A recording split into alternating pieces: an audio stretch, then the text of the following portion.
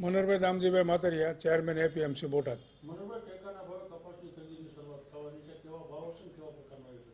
સમગ્ર ગુજરાતમાં સીસીઆઈ દ્વારા કપાસની ખરીદી કરવામાં આવનાર છે, ત્યારે બોટાદ ખાતે આવેલ કોટન યાર્ડમાં તારીખ 25/11/24ના રોજ ખેડૂતોના કપાસ સીસીઆઈ ખરીદશે, જેની શરતો આ પ્રમાણે છે. આધાર પુરાવા ખેડૂતોએ લાવવા જેવા છે, એમાં 7/12/8 તલાટી પાસેથી કપાસના વાવેતરનો દાખલો અને આધાર કાર્ડ જે લાવવાનું છે એ આધાર કાર્ડ પોતાના બેંક ખાતા સાથે લિંક કરેલું હોવું જરૂરી છે.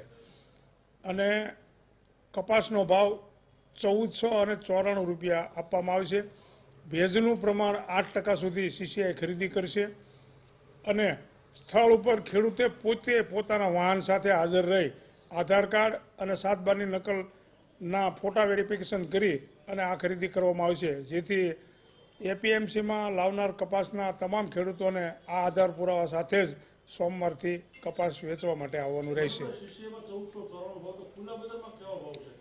ખુલ્લા બજારમાં હાલ 1200થી માંડી અને 1350, 1400 અને બહુ સારો કપા હોય તો 1500 જેવા ભાવ છે. પણ સરકાર દ્વારા જ્યારે સીસીઆઈ ટેકાના ભાવે ખરીદી શરૂ કરી રહી છે સમગ્ર ગુજરાતમાં, ત્યારે બોટાદ એક કોટન ઝોન હોય અને કપાસની મોટા પાયે આવક થતી હોય, આવા સંજોગોમાં સીસીઆઈ દ્વારા જ્યારે ખરીદી કરવામાં આવશે ત્યારે ખેડૂતોને જે નીચા ભાવે વેચવાનું થાય છે સારી ક્વોલિટીનો કપાસ, એ પૂરતા ભાવમાં વેચી શકશે.